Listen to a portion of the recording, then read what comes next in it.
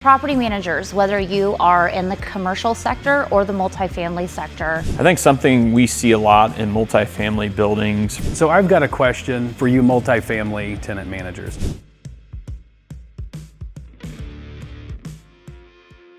I think something we see a lot in multifamily buildings from a water damage standpoint is the basic leaks underneath the sink. I can't tell you how many times I've gone into a multifamily building, look underneath the sink, and there's visible water damage and suspect growth. The other parts are just your basic drainage, making sure that you got grading away and that gutters are cleaned out and floor drains are clean and maintained so that water doesn't back up. It's also educating your tenants, letting them know that it's okay if something happens. They need to let you know what's going on because it's better to handle it right away than it is to delay it because then you can take something that's maybe clean water that can be dried out and we can salvage almost everything, and then it turns into suspect growth and it has to be torn out, which could add tens of thousands of dollars worth of cost. So I've got a question for you multifamily tenant managers. Do you guys require your tenants to have renter's insurance before they move in? And are you checking up on that to make sure it's renewed monthly or bi-monthly or annually or whatever it needs to be? Because worst case scenario, something does happen at your property. It can be a problem when renters don't have renter's insurance and your insurance isn't covering all of those contents. So gosh forbid that there is a fire or a massive water loss. It can slow the process down or confuse who's paying for what if they don't have the proper insurance in place prior to an emergency happening.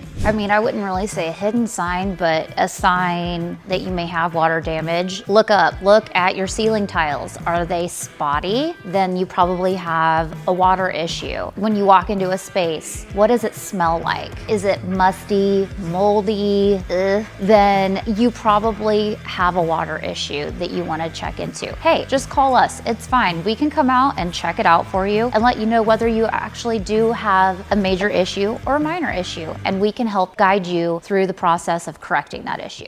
Hey, if you've got a mold problem in your property, there are some issues or concerns about trying to handle that in-house. My questions are, is your staff properly trained? Do they know how to set up the proper containment to protect themselves and the building from cross-contamination before they start trying to remove that? If they don't know anything about that, they probably shouldn't be doing it in a commercial space. It can cause a lot more liability to those owning or managing that property just trying to save a buck. A lot of people think what we do in mitigation, all I gotta do is set a box fan, right? It'll be dry in a couple days, don't worry about it. That's not the case. There's actually a lot of science and tools that are required to do it properly to make sure that the space is left in a dry state so that you're not gonna have to worry about any malodors or growth happening after a normal water loss. Please don't think it's just as easy as setting a box fan, because it's not.